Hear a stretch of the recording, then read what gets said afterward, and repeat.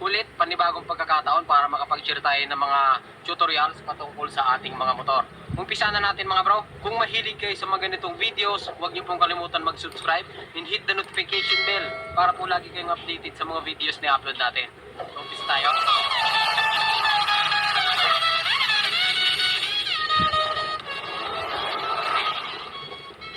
Ngayong araw naman mga bro, sasagutin ko lang ulit yung mga nagtatanong ha. Kung nakita nyo, binaklas ko pa yung fairings para dun sa mga nagtatanong. Mahirap din kayo magbaklas ng fairings mga bro. Balik-balik ka dyan, screw. Malapit ng malustrid yung mga screw kung kakabaklas. Binaklas ko para makita ng mga nagtatanong kung ano ang mga pwede nyong gawin. Ito kay paring Mix. Nag-comment si Mix. Hindi lang si Mix, napakarami pang nag-comment. Hindi ko lang may pa-flash yung ibang nag-comment ha. Ito kay paring Mix, sagot ko. Kasi ang problema niya, itong throttle cable niya, pag pinipiga daw, ayaw bumalik. Yan. Pag pinipiga, ayaw bumilik. Ito.